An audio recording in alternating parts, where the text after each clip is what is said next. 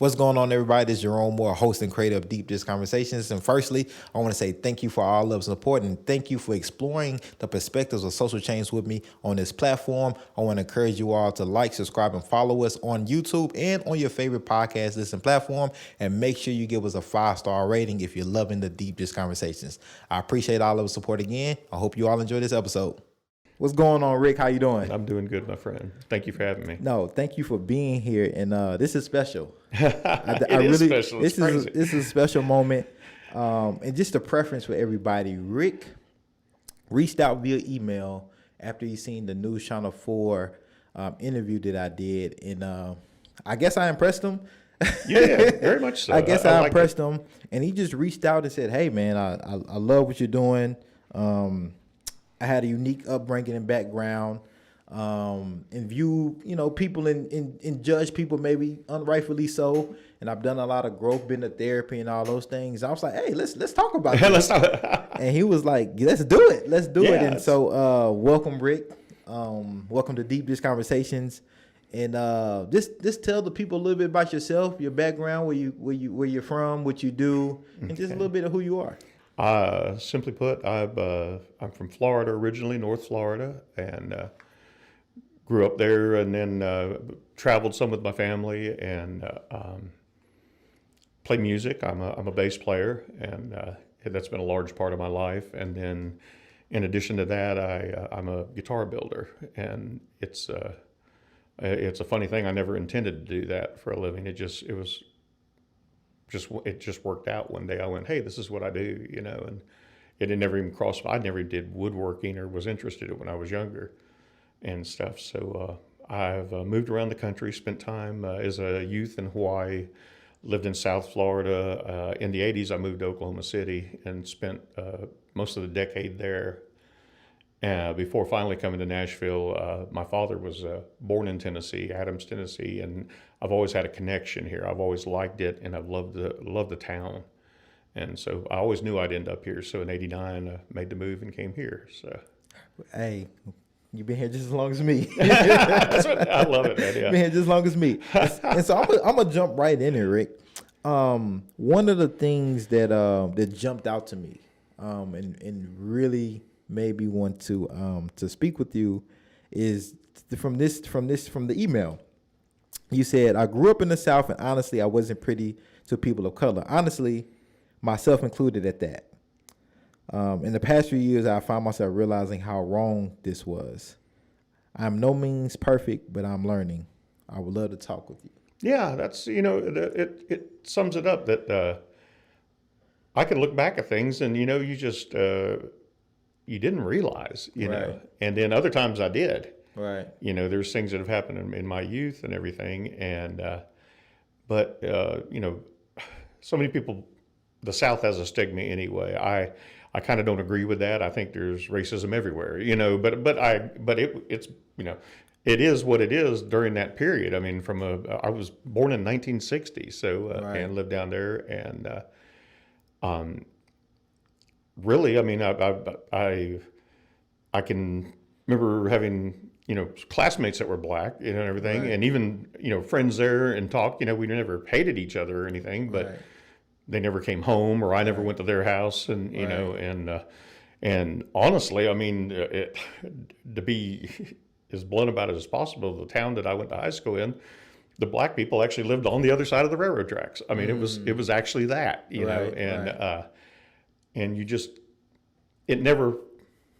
I never understood it, or I never thought about it. What were some of the things, especially you had mentioned, just like people just in your community just didn't treat people of color like right? What was some of the things? It was offhand comments, myself included, and the N word, if you will, was a regular thing, and I mean, it just, you didn't think about it, and this, Right. and I certainly never crossed my mind to hurt, but until one time, and I've told people about this before, and I'm not proud of it, but I'm being as honest as I can. Just Right. No, it was pure ignorance, this man. is a brave space. No, I was probably 16 or 15, and I was with my best friend, and we were driving my dad's pickup truck home. We lived where I lived is a rural area, a lot of Right. farm country and everything. And he had a gentleman there that worked for the county probably, but so like survey. And we had a little bit of land, not huge, but it was, it was quite a bit, but he was doing some surveying, and he had a gentleman working for him that was a young black man, older than me, by quite a bit. And as I drove by with our windows open, I made a comment to my friend, look, he's got him in. Right. And that, I said that. And being just a smart, aleck little punk, Right. well, that man heard me. And he had this big, long survey stick. And next thing you know, when I got out of the car, he came over and he was crying. And he wanted to kick my butt. And the gentleman that was his boss and my dad, they said, he didn't say that. And I said, I didn't say that. But I saw the hurt in the guy's eyes. I saw what, and it, even then, I didn't really change the way I thought, but I knew I'd hurt somebody bad. It was just. Why do you think, like yourself included, and people in your community just felt so comfortable? It was the being way. The way we were raised, and I look at it now and it's just, but I'm just being honest. My father was a very good man. He was a very loving man, but at the same time, he was a very hard man. And he dealt with a lot as growing up he lost his dad when he was 14, and he lived in Arkansas. And as he used to tell me, his kid, him and his brother were the ones that people told you to stay away from. He said they'd steal milk because they couldn't have milk, so they'd wait till they delivered milk and steal, and he grew up from this with this fierce devotion to success. Right. And he was successful, and but he was the kind of person that if you messed with him, he would crush you and make you regret, Right. And that meant family as well. He was a very hard man, but he was racist as could be. I just remember him embarrassing me, like in a restaurant or something. Dad, don't say that, Right. At the same time, when I was younger, it seemed common. I would have never. And this is the sad part about it. Even so, like that slipped out to that gentleman that was, I wish I'd see him today and I could tell him I'm sorry, because but can't, but I knew better to say it in front of somebody because they'd kick your butt, so I knew it was wrong. Right. But still, it was it was there, and I just only be as honest as I can about it, Right. And I saw that not just in the South, but other areas, and things like that. But that was I remember one time in South Florida, but this is when I was younger, our next door neighbor was like with Fort Lauderdale. We were going to the beach or something like that, and she had a little Toyota, and so she full of kids, and and there was no black people living in our neighborhood, Right. So we were more in the city, and we were still in the suburb where we lived, but her car broke down, and these 4 black guys start to come over, and it upset her. She like rolled up the window, and they just wanted to push her car out of the way and help her, and she cried. It embarrassed her so bad. Right. So again, I saw something there. Why were you acting that? Right. I didn't feel threatened. You know what I'm saying? But it was just like, wow, this is interesting. I think it just speaks to the indoctrination of just how this country, has just painted black folks, and just white supremacy and racism and all that is. And it's an indoctrination, that, that we all are affected by and carry it in just different ways. Well, it's funny that, you meant white supremacists, that even then you could go, oh, those guys, oh, they're horrible. But yet we're doing the same thing. We're unwitting or wittingly, what I'm saying? Oh, those people are bad. But, not, I don't, it's hard to call it being unaware, because it is, you're aware. Right. So what have you done, like just going through that, through your journey, what is some of the self-work that you've done to make Rick a better person? I've gone through some hard times in my life that changed me as a person spiritually, and I'm a Christian and been a Christian, but I've never really took that seriously till you experience something that's real rough and went through it, and then the love that people of every color that showed me, I started really soul searching, Right. and I see so much as with religion or Christianity. There's so many rules and this and this, but you can't wear this. You can do this, or at one time I dated a lady that I won't even mention it's another church, but they didn't allow music, and we broke up over that, and it was because I just couldn't see myself, Right. But when you strip all that away, you know, God is love. And when it comes down to it, it's about loving each other. It's about, I don't want to hurt you now. Right. You know what I mean? I didn't, Right. I'm more open to learning that. And that's just, and I mean, not just to black people, but Right. anybody, Right. the refugees coming in or Right. it's so, you get painted this picture of Muslim, Right. Muslim, this is, oh my gosh, Right. we're being overrun with, and then Right. you meet a Muslim person, and I had a gentleman one day. The church I was in, we were over in the Nations, and we were going through inviting people to go, and a black gentleman, I knocked on his, and it was primarily black area and everything, and he was very nice, and but kind of cool, and asked why we were doing this, and I said that, and as I started leaving, I had my kids with me, and he goes, you mind come back for a second? And he said, mind if I read you something? And he had the Quran, and he read it to me, and he goes, what do you think about that? And I said, it sounds like it's the Bible, Right. and then we just had a really cool conversation about Right.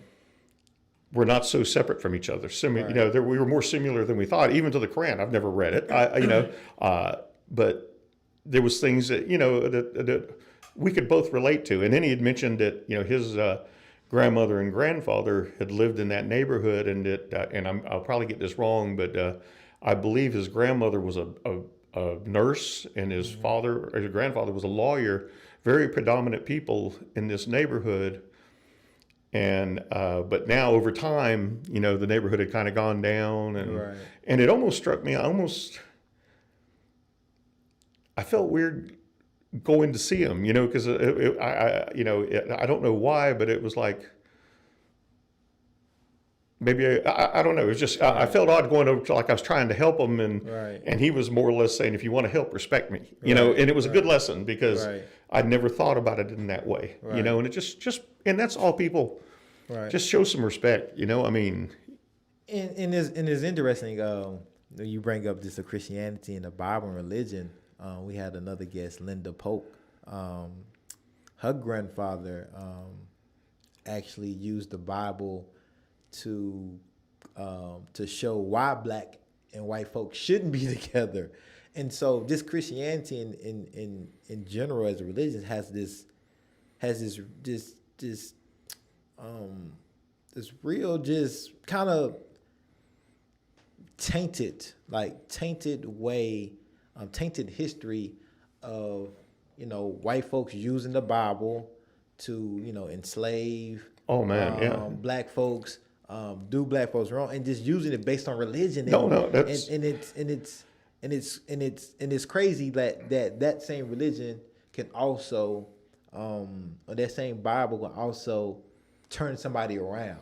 yeah. Well, I mean, it's a scary thing because I mean, I've after years of not doing it, I've actually managed to read through the Bible a couple times, and the first time it was with a more traditional, like King James version or something, and I read it, but a lot of it just didn't make sense, Right. But you read some of that stuff, especially the Old Testament stuff. This is Right. just crazy, and the second time I got more of a more easier translated version, if you will, or whatever, and Right. it seems to have really helped along. But I look at the Bible and that's where there's so many cults. You can make it say whatever you want. You can pick something out of there, and Right. I mean, I just actually last night watched I love streaming TV, all these documentaries, Right, right. But there was one on David Koresh in Waco, and man, I mean, Right. you look at these times that how they can take the Bible and turn these words around, and power's a dangerous thing. But you're Right. exactly right.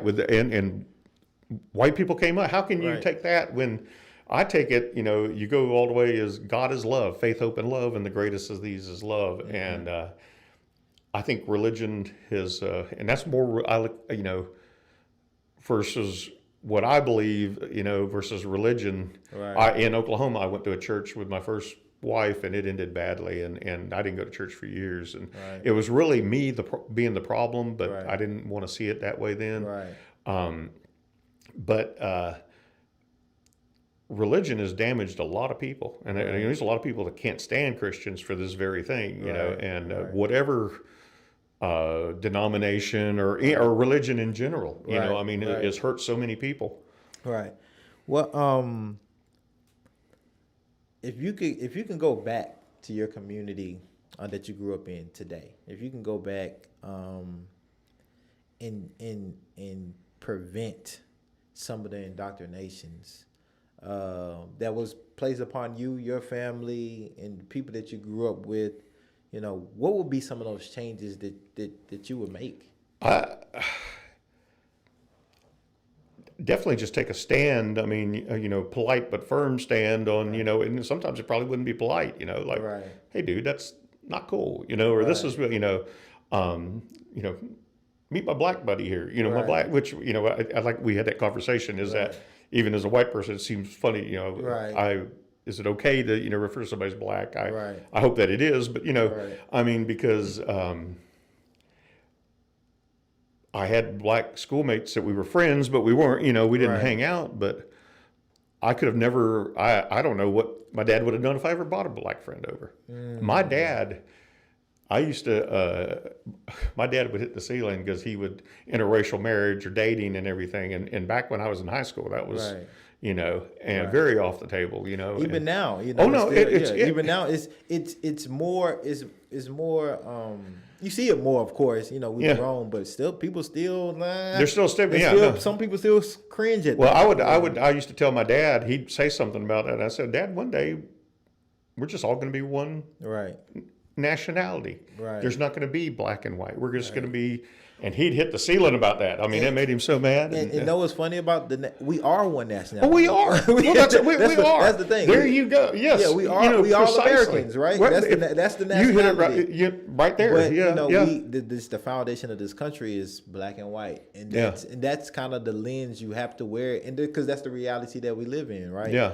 Unfortunately, but that's the Well, reality. it really, and I've looked at all these things, and then from even from a white perspective, and I'm just being honest. I don't want to. I certainly like- don't want to offend anybody. No, and this is a brave space. Rick. But I'm gonna to keep go saying it, up yeah. and like well, why should he get the job? If I'm just as qualified, oh, he gets it because he's black. That's not right. And Right. this is my perspective growing up, or anything like that, or I'm hurting too.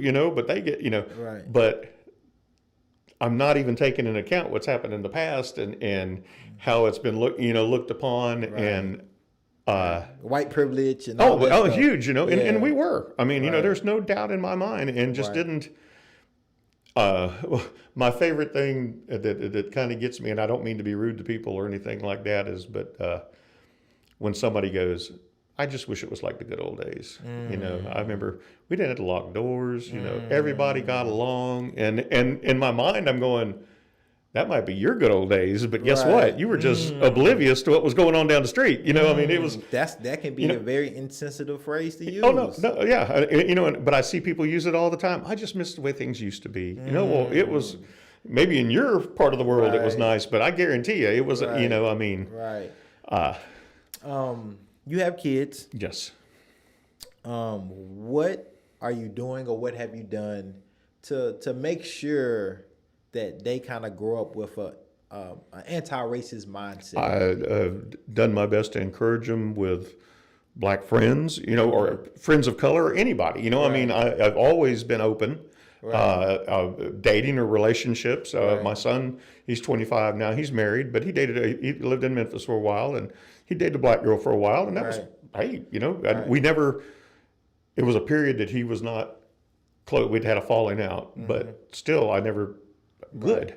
Right. You know, I'm glad you found someone. You So always encourage. my just daughter's love the same everybody way. the same Exactly. way. We're all the same. I mean, I would never hesitate. And, you know, again, where we grew up, where they grew up, you know, where I live now and stuff, there's still that division, which is sad. But I mean, you know, it's. I've kind of looked at, you know, like, as I mentioned to you earlier, when all this went down, you know, and the Black Lives Matter, I found myself, and almost it almost became comical trying to reach out to black friends and going, well, you know, I need to get more black friends. I need to do, and I finally come to realization that's not what it's about. You know, I mean, I'm not. It's more respecting each other. I would love to have a black friend, and if it works, but different reasons, you know, geographical or whatever, you know. Right. But the killing of a George Floyd or something like that shouldn't be like, oh, now I gotta get black friends. Oh yeah, it was wrong. Right. I mean, I approached it the wrong way and everything. To see that on TV and how could that not affect anybody? How could that not tear somebody's heart out? What happened there? You know. Right. And it, you know, all of it. You know, I'll be quite honest. When Colin Kaepernick kneeled, it pissed me off. You know, I was like, wait a minute, you're disrespecting, you know. And I have friends, you know, who are military veterans. I was never in the military, you know. Right. And I said, well, you know, I understand he's trying to prove a point, but it's not right. Good they fired him and all this. And now I've realized he did the right thing. He did something really brave. And the nation, I look at it like this: the nation need to be bitch slapped. It was, you know, we needed something that shocking, you know, which is that shocking? But to white America, it was, you know, well, this is not what we do. We can't. You're disregarding. You know what? He was right, and it took. Now I look at it and go, yeah, that dude was pretty brave, man. You know, and I, you know, I hope everybody's appreciating your honesty and your braveness to come out and just admitting, like, hey, I looked at things. I don't want to offend anybody, but I'm just being honest. You know, just trying to tell. You know, and this is what this space for, because there are people that probably come from similar backgrounds that start and probably still have the thinking that you did in the past. And this is a way, one, to show, hey, that you can have a different outlook. And two, they're like, there's still time for you to learn and grow. Oh, man, yeah, right? And you don't have to stay the same forever. And you're living proof of that. And I appreciate that. I appreciate your honesty. And you just being brave and just coming on here and just coming out loud and saying, hey, that, you know, I had one perspective and I had to learn and grow and go through my journey. And it was a process. And as we talked before, you know, it's hard for a lot of people to come out and do that because of this, you know, this cancel culture and being, you know, just and not feeling comfortable to be able to just have open dialogue about some things and learning and growing. Especially without it being a debate, a heated. What we having is a dialogue, right? Right. And we're both being vulnerable, and we're both just talking as men with our own perspectives and journeys, and trying to learn and grow from each other, and just showing that we all can learn and grow. And I'm glad that, you know, I'm glad that you're here, Rick. I appreciate it. I'm glad to be here. I saw this and I was impressed with what you were doing. I went and watched a couple episodes you had there, and I was like, okay, this is because. You know, I have questions as a white guy. You know what I'm saying? And, you know, and the one thing now, I do want to say something. And once again, I don't want to be controversial or anything, but white people ain't all bad either. You know, I mean, there's a lot of good people and a lot of good caring people, but even in, you know, I've seen people that some of the nicest people in the world and had a conversation. And so, oh, well, I don't, you know, I have nothing against black people, like nothing, you know, and all this. And I actually, you know, but then they'll throw a phrase at the end, you know, if so-and-so, but if they have a problem, but that's their problem, you know. And so it's like, you're not there yet, you know, but. And we need more people like you, just as a society, but as like this, as somebody that can be an ally to blacks going forward and people of color, like. It's different when you go into people's homes at people's kitchen table and saying, no, you kind of being discriminatory against black people or people of color.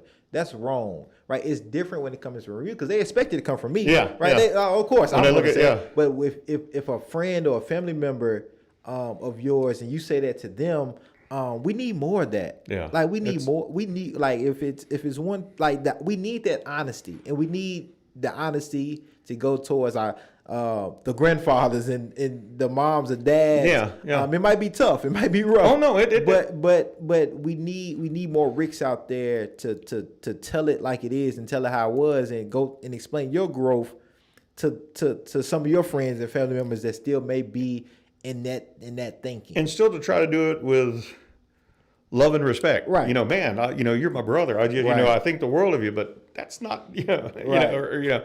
Exactly. And so I want to talk on this too, Rick. You had mentioned that you had been to therapy. How did that really help you transform and become a better human being, a better person? And would you recommend that for other people that may have your background, your journey, or just struggling? Absolutely. That's I grew up that therapy was a joke. You know, I mean, it was just, you don't need therapy. Grow up, be a man. Man Right, up. right. And all this, and it worked, but it didn't. I mean, things come up inside, and you look at your growing up, and I started kind of recognizing that. And I went through a period in my life when I was just angry at everybody, and I did it for so long, and then even growing up later on, I realized going back and visiting people that I was kind of a jerk to people, and people would make comments. I was like, did I say that? Or, and that didn't even racist. It's just almost privileged or something, and Right. For me to, I didn't seek therapy until I'd went through some period. My father passed, and he had gone through Alzheimer's, and then while he was sick, my wife, we had 3 kids, got leukemia, and she ended up passing away. They passed away about a month apart, and it was. And I took in the beginning, and it was amazing that this is part of what changed my life. Is so many people reached out, but in the beginning, I had my kids take therapy, and because that's okay, they need it. I'm going to tough it out, and then. Even when I got remarried to a wonderful lady, there was still problems, and there was problems. The kids were having problems, and I still was taking them to therapy. Well, finally, I decided to see a therapist, and it was one that was one of my daughters was seeing, and we really didn't hit it off. It was not good, What I mean, and so I kind of blew it off again, but problems kept happening, and Right. I could not do things. I have ADHD real bad anyway, but I just couldn't.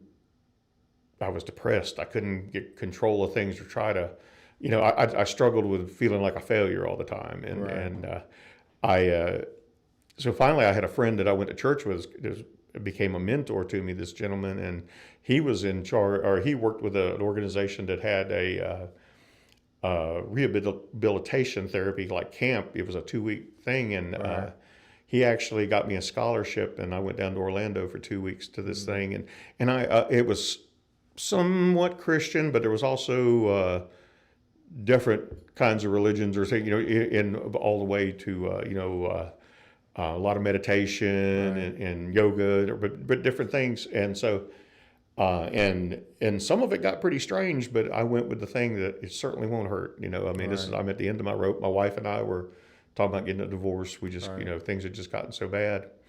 And it was interesting to me because when we first got there was,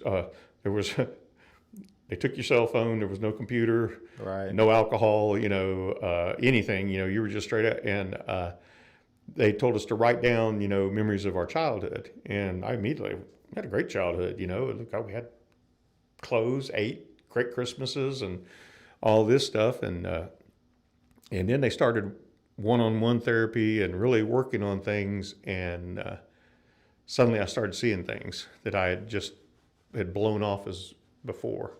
They talked about my mom that I can remember as a child. I can remember my oldest sister. And again, this is going to sound racist, but we had an older black lady that came over and helped mom with the laundry, and she's a sweetheart, but still, I mean, Right. The optics of and that. my mom loved her to death, and Right. stuff like that. But it was just that era, Right. But I can remember her taking care of me, and I can remember my older sister. I don't remember my mom. And started looking to things, and suddenly I'm like, my mom dealt with a lot of depression in her life and a lot of things, and I started seeing a pattern here where she was there, but she wasn't. She was dealing with her things, Right. and then. I love my dad. My dad was in so many ways a great man, and in his own way, he loved, but he could almost be a monster. He used love as a weapon. He used intimidation, verbal abuse, never physical. I mentioned to my middle sister one time. I said, I was never really good at sports, and I said, I always, would love to have maybe done better with that. And she said, well, how could you be when you were told that? You're fat, you're worthless, you're no good. And suddenly I was like, oh crap, that did happen. My dad he wanted me to be an all-star. Right. And when I didn't do that, I mean, it was very much, if he was mad at you, he'd tear you down with words. He would bring everything he could to hurt you. And he did it with my mom. He withheld love. He used that as a weapon. If he was mad with her, he wouldn't kiss her goodbye or talk to her. Right. He'd sit all night and listen to the radio and sports and TV and the newspaper and not even talk to her. Right. So I started seeing these things, man, and it was, and again, I mean, I still had a good life, but in other ways it was pretty messed up, and I started connecting to the reason why I act the way I do, and so that was just an awakening for me. Since then, I've found an excellent therapist that my wife and I both see. We've saw her together and apart, and I have a psychiatrist too. I mean, it's been life-changing. I've been able to do things. You're doing the work. But it's opening my, why am I this way? And going, oh, wait a minute, and that's not a pity thing or anything. It's I deal with emotional health things. That's it, but it's working, it's maybe a better person. No, you're doing the work, and that's what this is about. It's about becoming a better person for yourself, but also for community. And it's a journey. And whether you start at 30 years old, if you start at 50 years old, long as you start, it'll be better for society. And my mantra is change yourself, change your community, change your world. And you're following that process. That's exactly. That's yeah, and so I want to close with this, Rick. We're gonna have to do a part 2. man. We got to bring Rick a part 2. Absolutely, man. Very much. Well, I want to close this. One is that I truly believe it's for white folks to do work on white folks. And so if you're a viewer, watcher, a supporter of mine, and you're a white person, a non-person of color. Link up with Rick, and y'all can do the work together, or vice versa. If you want to do some work with Rick, reach out to Rick, because I really believe that's where the best work is done, when white folks can work on white folks. I don't believe it's black folks to work on white folks. I think it's white folks to work on white folks. And lastly, I want to leave it to you, Rick. Is there anything else that before we do part 2, is there anything else that you want to kind of close with and just leave with the watchers and the viewers? I'm a huge believer in just, it's so simple. Love wins. Okay. It can be saying hi to somebody, or I'm really big on that. I don't have to like you to love you. It's, I might disagree with you. I might, but at the end, it's, our job in life to lift people up, to love on people. And it's so simple, but it gets so mixed up, and then, but what about this? But he did this. Chill. We're all guilty of doing this or that, and I think it's just making notice if somebody's there, look people in the eye, say hi, there's so many small acts that can make a difference. Do the work, everybody. And that goes across all ethnic race groups. Do the work, reflect. And Rick, I really appreciate you, and I hope people appreciate your honesty and your bravery to open up and talk about your flaws, your past, your upbringing, and the journey to become the person, the Rick that you are today, the Rick that was big enough to email me and appreciate what I was doing and have a conversation, which maybe, 20, 30 years ago, maybe this Rick wouldn't have, that Rick might, you wouldn't have done that. So that's growth. There's some growth there, man. Yeah. And like you said, and people that might be watching this, we don't all have to agree, but we all don't have to agree on different views and points, which is okay, but we can respect each other and understand that if we have intentions of trying to impact the community in a positive way, intentions in growing and learning, hey, we can have a conversation any day. So Rick, I appreciate you. Thanks. And everybody, part 2 is coming. I love it. But definitely reach out to Rick. Rick, I appreciate it, man. I enjoyed meeting you. This has been really good, man. Thank you. Thank you. And so that's it. That's a wrap. Till next time.